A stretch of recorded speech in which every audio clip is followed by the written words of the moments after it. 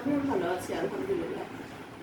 গত ক্লাসে আমি তোমাদের পাঠ্য একটি কবিতা বিভীষণের প্রতি মেঘনাদ এর অর্ধেক পড়িয়েছিলাম।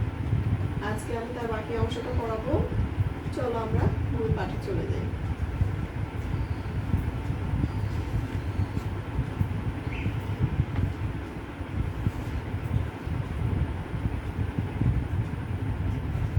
গত ক্লাসে আমরা যেটুকু পড়েছিলাম, লাইনটি হচ্ছে,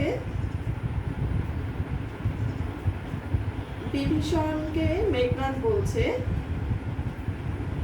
যায় কি সে কভু প্রভু পঙ্কিল সলিলে শৈবাল দলে ধাম। অর্থাৎ মেঘনাদ বিভিন্নভাবে বিভীষণকে তার অবস্থানটা বোঝানোর চেষ্টা করছিল। তারই প্রেক্ষিতে সে বলেছিল যে রাজহাঁস সবসময় স্বচ্ছ দিঘিতে খেলা করে, পদ্মবনে খেলা করে, সে কখনো বদ্ধ জলাশয়ে যায় না, কর্দমাক্ত পানিতে যায় না।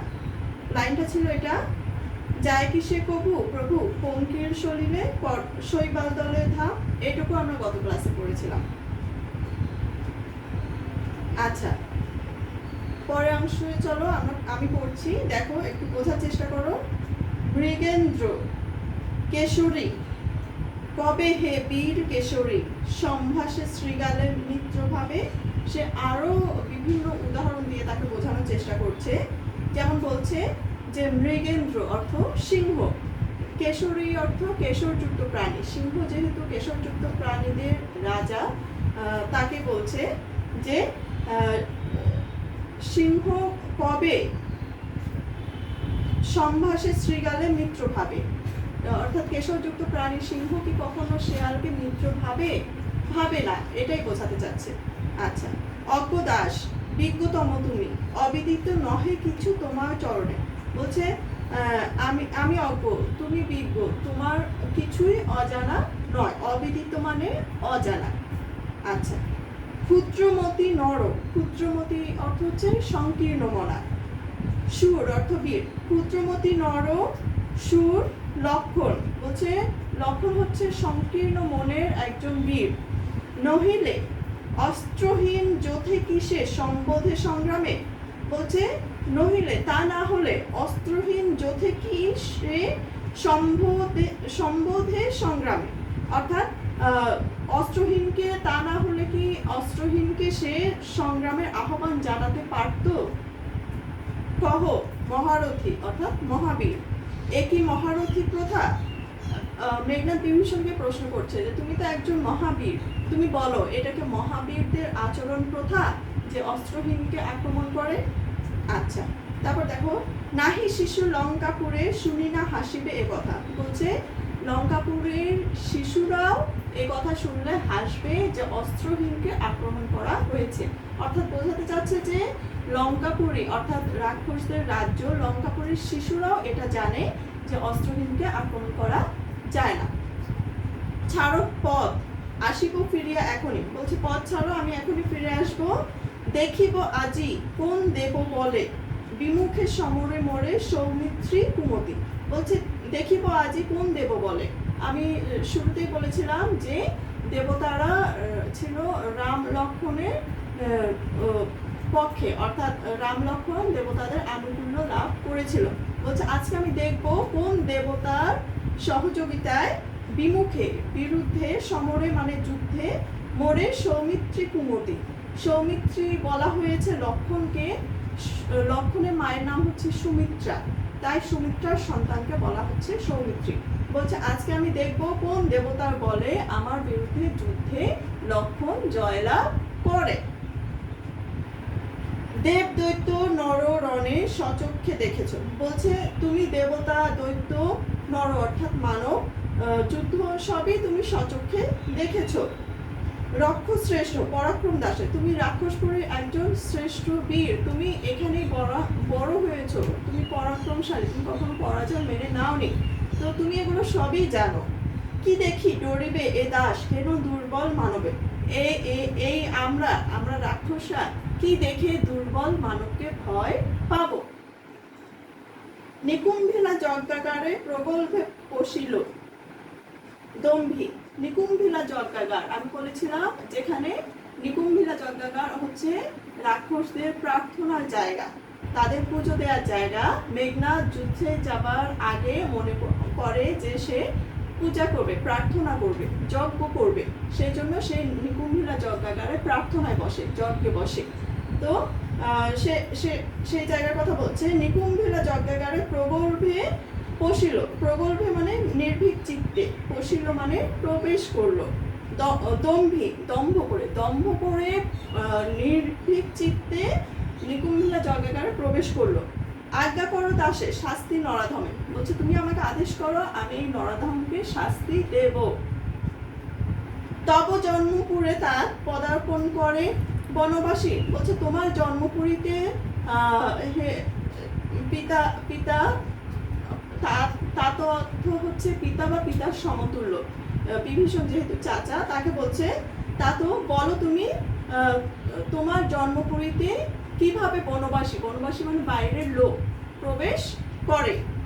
হে বিধাত নন্দন কাননে ভ্রমে দুরাচার দৈত্য, প্রশ্ন করছে যে তুমি বলো, নন্দন কানন অর্থ হচ্ছে স্বর্গের উদ্যান, স্বর্গের বাগান, ভ্রমে ভুলেও দুরাচার দৈত্য অর্থ দুষ্কৃতকারী দৈত্য, বলছে তুমিই বলো না স্বর্গের উদ্যানে কি কখনো দুষ্কৃতকারী দৈত্য প্রবেশ করে?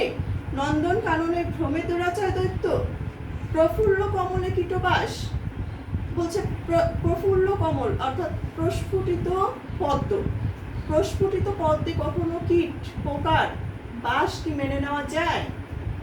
কহতাৎ সহিব কেমনে হেন অপমান আমি ভ্রাতৃপুত্রতম, বলছে হে তাতো তুমি বলো আমি কিভাবে এই অপমান মেনে নেব তোমারই ভ্রাতৃপুত্র, তোমারই ভাইয়ের ছেলে হয়ে।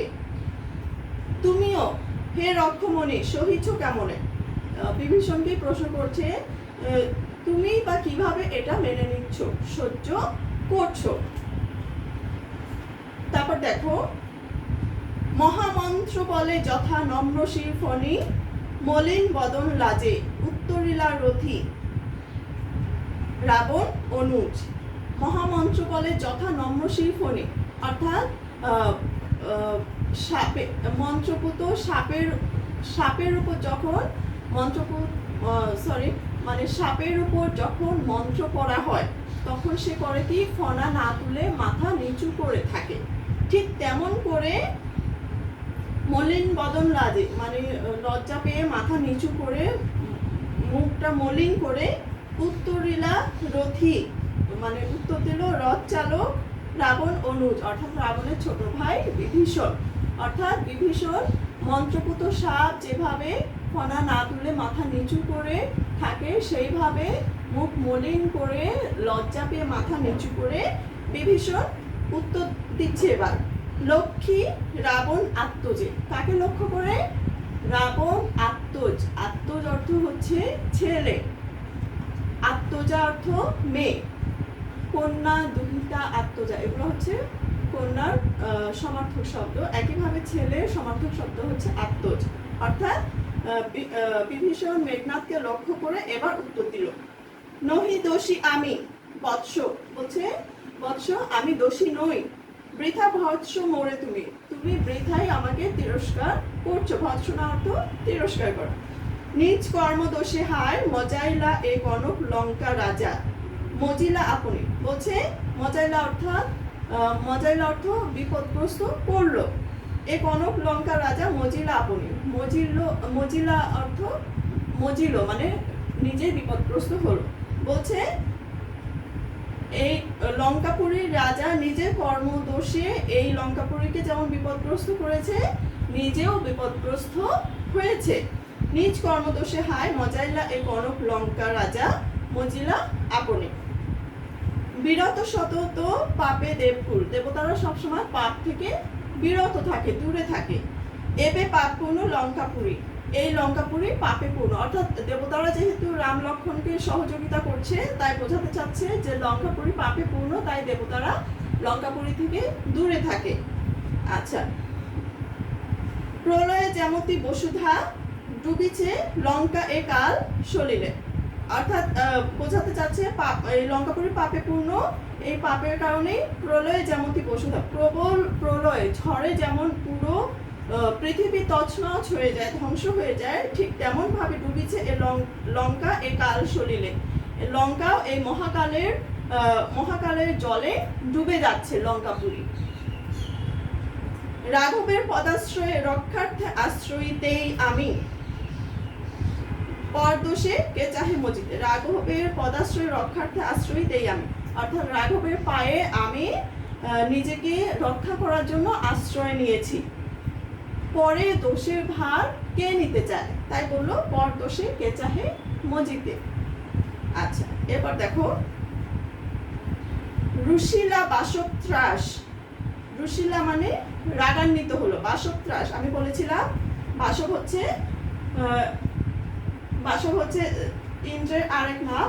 তাকে জয় করেছে মেঘনাদ, তাই মেঘনাদকে বলা হয় বাসব বিজয়ী। অরি বা শত্রুকে জয় করেছে মেঘনাদ, তাই তাকে বলা হয় অরিন্দম। এর সঙ্গে আরেকটা যোগ হলো কি বাসব ত্রাস। যেহেতু বাসবের ভয়ের কারণ মেঘনাদ, অর্থাৎ বাসব মেঘনাদকে ভয় করে, তাই মেঘনাদকে বাসব ত্রাসও বলা হয়েছে। আচ্ছা, রুশিলা বাসব ত্রাস অর্থাৎ মেঘনাদ ভীষণ রাগান্বিত হলো। গম্ভীরে যেমতি নিশীথে অম্বরে মন্দ্রে জিমুতেন্দ্র কবি। গম্ভীরে যেমতি অর্থাৎ গভীর রাতে যেমন করে, নিশীথে অম্বরে অর্থাৎ রাতে, অম্বরে অর্থ আকাশে, মন্ত্রে অর্থ ডেকে ওঠে, জিমুতেন্দ্র অর্থ মেঘের ডাক, কপি অর্থ ক্রুদ্ধ হয়ে। অর্থাৎ গভীর রাতে আকাশে যেভাবে ক্রুদ্ধ হয়ে, দুঃখিত, জিমুতেন্দ্র অর্থ মেঘের ডাক, গভীর রাতে আকাশে যেভাবে প্রচন্ড শব্দে মেঘের ডাক হয়, ঠিক তেমন ভাবে কপি কহিলা বীরেন্দ্র বলি। কপি মানে ক্রুদ্ধ হয়ে, কহিলা বীরেন্দ্র বলি অর্থাৎ বীর বলবান মেঘনাদ বলল, ধর্মপথগামী হে রাক্ষস রাজানুজ। অর্থাৎ বিভীষণকে বলছে যে তুমি ধর্মের অনুসারী রাক্ষস রাজা ছোট ভাই, বিখ্যাত জগতে তুমি জগতে বিখ্যাত হবে। কোন ধর্ম মতে কহ দাসে শুনি, জ্ঞাতিত্ব ভ্রাতৃত্ব জাতি এ সকলে দিলা জলাঞ্জলি। বলছে তুমি ধর্মের অনুসারী তো, ধর্মপথগামী রাক্ষস রাজা ছোট ভাই, তুমি জগতে বিখ্যাত হবে। এবার আমাকে বলো যে তুমি কোন ধর্ম মতে তোমার জ্ঞাতিত্ব ভ্রাতৃত্ব জাতি অর্থাৎ তোমার জাতিগত সত্তা, তোমার জ্ঞাতিত্ব, তোমার ভ্রাতৃত্ব তুমি বিসর্জন দিলে, যেহেতু তুমি নিজের দেশের সাথে, রাজ্যের সাথে, ভাইয়ের সাথে বিশ্বাসঘাতকতা করছো। শাস্ত্রে বলে গুণবান যদি পরজন, গুণহীন যদি স্বজন, তথাপি নির্গুণ স্বজন শ্রেয়। পর সদা শাস্ত্রে বলা হয়ে থাকে একটা কথা, সেটা হচ্ছে যিনি গুণবান তিনি যদি পর হয়, আর গুণহীন যদি আপনজনও হয়, তথাপি সেই গুণহীন আপনজনই শ্রেয়, ভালো, নিরাপদ। পর সদা, পরের যতই গুণ থাক সে সবসময় পর, গুণবান পরের চেয়ে গুণহীন আপনজনই শ্রেয়। এই শিক্ষা হে রক্ষবর কোথায় শিখিলে, অর্থাৎ বিভীষণ যে কথাগুলো বললো তার প্রেক্ষিতে বলছে তুমি এই শিক্ষাগুলো কোথায় শিখলে। কিন্তু বৃথা গঞ্জিত মা, আবার বলছে কিন্তু তোমাকে আমি বৃথা গঞ্জনা করছি না, দোষারোপ করছি না, করে কোনো লাভ নেই। হেন সহবাসে মানে সঙ্গ দোষে। হে পিতৃব্য অর্থাৎ পিতার সমতুল্য চাচা, বর্বরতা কেন না শিখিবে। বলছে তুমি যেরকম সঙ্গ বেছে নিয়েছো, তুমি বর্বরতা কেন শিখবে না। গতি যা নিজ সহ, গতি অর্থাৎ ঘোরাফেরা, যার নিজ সহ অর্থাৎ হীনদের সাথে, যার চলাফেরা হীন নিচুদের সাথে, নিজ সে দুর্মতি, দুর্মতি অর্থ মন্দ বুদ্ধি। বলছে যার চলাফেরা ওঠা বসা নিচুদের সাথে, তার মাথায় তার মনে তো মন্দ বুদ্ধি ভর করবেই। এই হলো তোমাদের বিভীষণের প্রতি মেঘনাদ। আমি বোঝানোর চেষ্টা করলাম প্রিয় শিক্ষার্থী, জানি না তোমরা কতটুকু বুঝতে পেরেছো। আরেকটা ব্যাপার খেয়াল করো, আমি শুরুতে মধুসূদন সম্পর্কে বলতে গিয়ে বলেছিলাম যে তিনি অনেক কথাই বলেছি, তার মধ্যে একটা কথা ছিল যে তিনি অমিত্রাক্ষর ছন্দের প্রবর্তক। ঠিক আছে, তো এই বিভীষণের প্রতি মেঘনাদ কবিতাংশটি যেহেতু মেঘনাদবধ কাব্য থেকে নেওয়া হয়েছে, মেঘনাদবধ কাব্যটি পুরোটাই অমিত্রাক্ষর ছন্দে রচিত।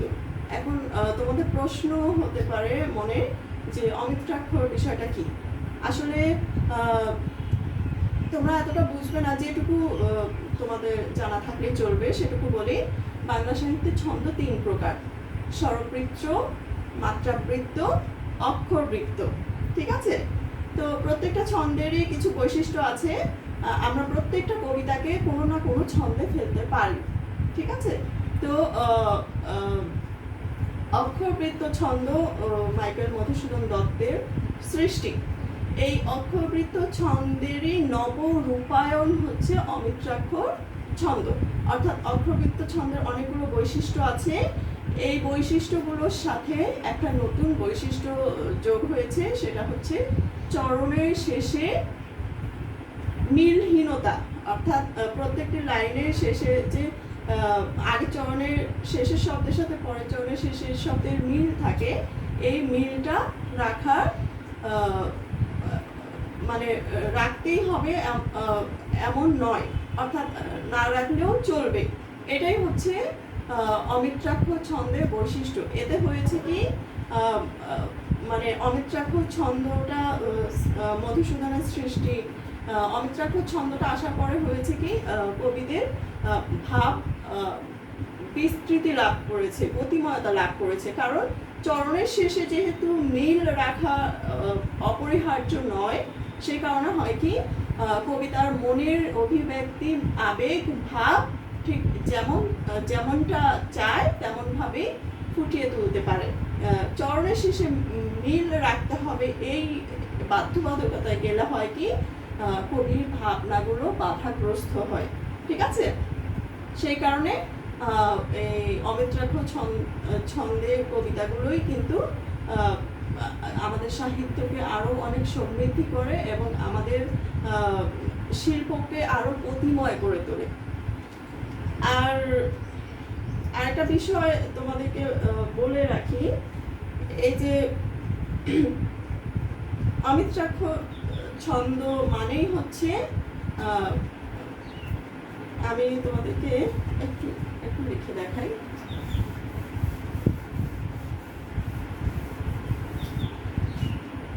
আমি জানি এটা তোমাদের প্রয়োজন নেই, তারপরও আমি জানি কিছু কিছু শিক্ষার্থীর কৌতূহল একটু বেশি থাকে। হ্যাঁ, তাদের জন্যই আমি একটু দেখাচ্ছি।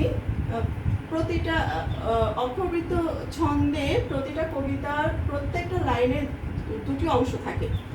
অংশগুলোকে বলা হয় পর্ব। হ্যাঁ, পর্বগুলো এমন হবে 8-6 পর্বে। যেমন হে দারিদ্র তুমি মোরে করেছ মহান, তুমি মোরে দাঁড়িয়ে আছো খ্রিস্টের সম্মান।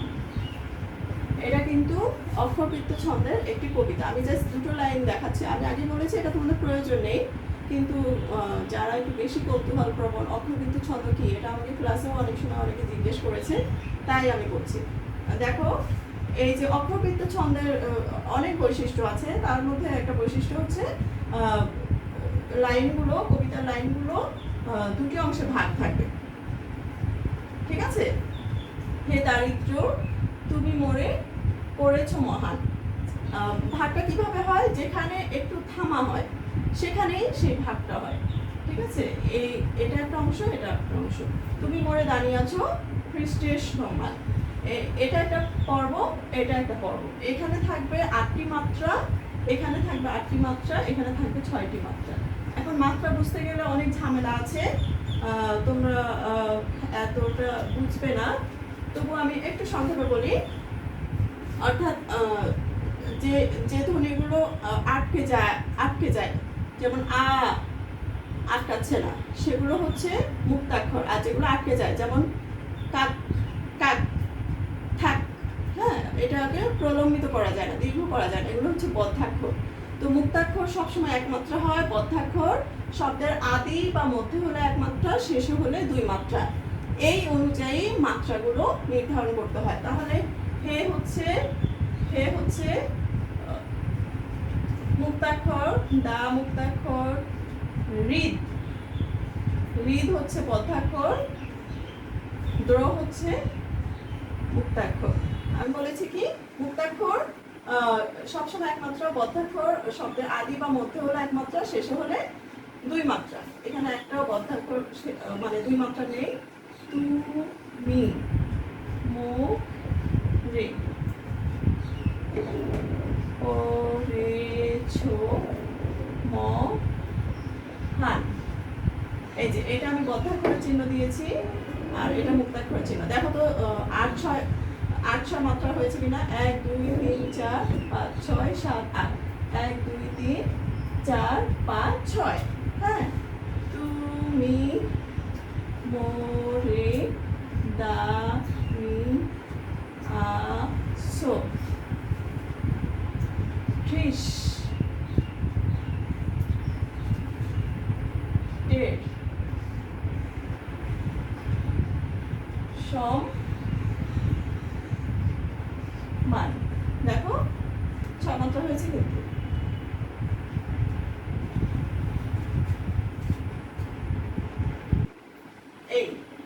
এইভাবে এই বৈশিষ্ট্য অনুযায়ী অক্ষরবৃত্ত ছন্দ হয়। তো এই অক্ষরবৃত্ত ছন্দের কবিতায় দেখো শেষে কিন্তু শব্দের মিল আছে। এটা হচ্ছে অক্ষরবৃত্ত ছন্দের কবিতা।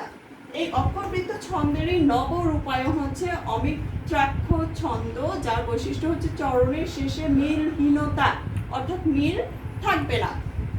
যেমন আমি তোমাদের জাস্ট এই যে বিভীষণের প্রতি মেঘনাদ কবিতা 2 লাইন করে দেখাচ্ছি। দেখো, এতক্ষণে অরিন্দম কহিলা বিষাদে। এখন এতক্ষণে অরিন্দম কহিলা বিষাদে, বিরতিটা এখানে হচ্ছে, ঠিক আছে? এখানে 2টা পর্ব, এই একটা। জানিনু,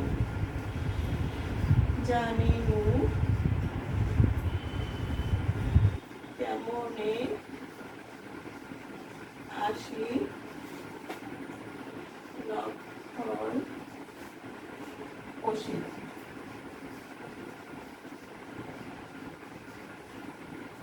দেখো, জানিনু, কে মনে আসি লক্ষণ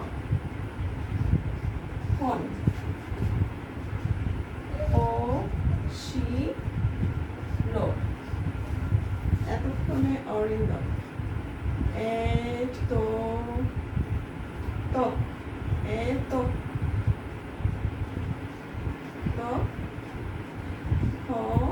হনে অরিন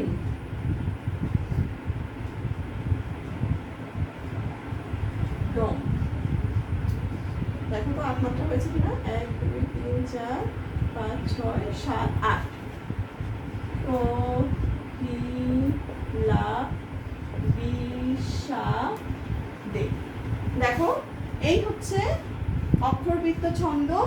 অক্ষরবৃত্ত ছন্দ আর অমিত্রাক্ষর ছন্দ একই জিনিস, জাস্ট অমিত্রাক্ষর ছন্দ অক্ষরবৃত্ত ছন্দের নবরূপায়ণ, যেখানে চরের শেষে মিলের আবশ্যকতা নেই। আচ্ছা, আমার মনে হয় তোমরা বুঝতে পেরেছো। আমি তো প্রত্যেকটা শব্দের অর্থ একটু একটু করে বলে দিয়েছি। এখন আমি পুরো কবিতাটা একটু পড়ে শোনাই। আমার মনে হয় এখন তোমরা বুঝতে পারবে এবং তোমাদের ভালো লাগবে। এতক্ষণে অরিন্দম কহিলা বিষাদে, জানিনু কেমনে আসি লক্ষণ পশিল রক্ষপুরে। হায় তাত উচিত কি তব এ কাজ, নিকষা সতী তোমার জননী, সহোদর রক্ষ শ্রেষ্ঠ, শুলিশম্ভুনি কুম্ভকর্ণ, ভ্রাতৃপুত্র বাসব বিজয়ী, নিজ গৃহপদ দেখাও তস্করে, চণ্ডালে বসাও আনি রাজার আলোয়ে। কিন্তু নাহি গঞ্জি তোমা, গুরুজন তুমি পিতৃতুল্য, ছাড়দা যাব অস্ত্রাগারে, পাঠাইব রামানুজের সমন ভ্রমণে, লঙ্কার কলঙ্ক আজি ভঞ্জিব আহবে।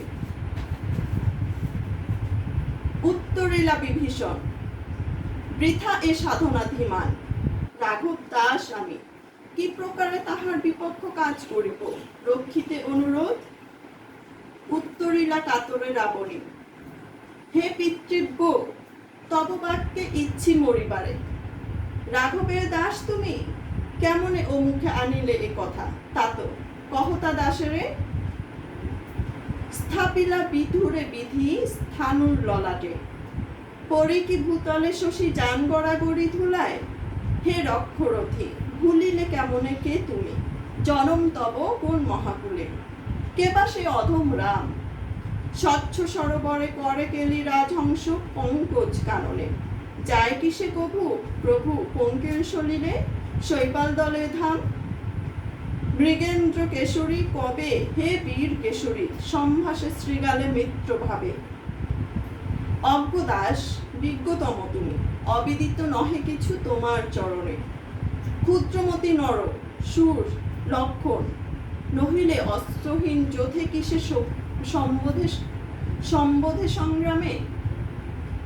কহ মহারথী, এ কি মহারথী প্রথা, নাহি শিশু লঙ্কাপুরে শুনি না হাসিবে এ কথা। ছাড়ো পথ, আসিব ফিরিয়া এখনই, দেখিব আজি কোন দেব বলে বিমুখে সমরে মরে সৌমিত্রী কুমতি। দেব দৈত্য নর রণে সচক্ষে দেখেছ, রক্ষশ্রেষ্ঠ পরাক্রম দাসের, কি দেখি ডরিবে হে দাস হেন দুর্বল মানবে। নিকুম্ভিলা যজ্ঞাকারে প্রগল্ভে বসিল দম্ভী, আজ্ঞা কর দাসে শাস্তি নরাধমে, তব জন্মপুরে তা পদার্পণ করে বনবাসী। হে বিধাত, নন্দন কাননে ভ্রমে দুরাচার দৈত্য, প্রফুল্ল কমলে কীটবাস, কহতাৎ সহিব কেমনে হেন অপমান আমি, ভাতৃ পুত্র তব, তুমিও হে রক্ষমণি সহিছ কেমনে। মহামন্ত্র বলে যথা নম্র শিরফণি, মলিন বদন লাজে উত্তরিলা রথী। রাবণ অনুজ লক্ষ্মী রাবণ আত্মজে, নহি দোষী আমি, বৎস বৃথা ভৎস মোরে তুমি, নিজ কর্মদোষে হায় মজাইলা এ কনক লঙ্কা রাজা মজিলা আপনি। বিরত সতত পাপে দেবকুল, এবে পাপপূর্ণ লঙ্কাপুরী, প্রলয়ে যেমতি বসুধা ডুবিছে এ লঙ্কা এ কাল শরীরে। রাঘবের পদাশ্রয়ে রক্ষার্থে আশ্রয়ী তেই আমি, পর দোষে কে চাহে মজিতে। রুশিলা বাসুত্রাস, গম্ভীরে যেমতি নিষিদ্ধ অম্বরে মন্ত্রে জিমুতেন্দ্র কবি, কহিলা বীরেন্দ্র বলে, ধর্মপথগামী হে রাক্ষস রাজানুজ, বিখ্যাত জগতে তুমি, কোন ধর্মমতে কহ দাসী শুনি, জ্ঞাতিত্ব ভ্রাতৃত্ব জাতি এ সকলে দিলা জলাঞ্জলি। শাস্ত্রে বলে, গুণবান যদি পর জন, গুণহীন স্বজন, তথাপি নির্গুণ স্বজন শ্রেয়, পর পর সদা। এ শিক্ষা হে রক্ষবর কোথায় শিখিলে, কিন্তু বৃথা গঞ্জি তোমা, হেন সহবাসে হে পিতৃব্য, বর্বরতা কেন না শিখিবে। গতি যার নিজ সহ, নিজ সে দুর্মতি। এই ছিল আমাদের বিভীষণের প্রতি মেঘনাদ। প্রিয় শিক্ষার্থী, আমার মনে হয় তোমরা পুরোপুরি না হলেও অনেকটা বুঝতে পেরেছো। বাসায় একটু চেষ্টা করবে, অনুশীলন করবে। আজ এখানেই শেষ করছি। আগামী ক্লাস হয়তো অন্য কোনো টপিকের উপর হবে। আবার দেখা হবে ইনশাআল্লাহ। আল্লাহ হাফেজ।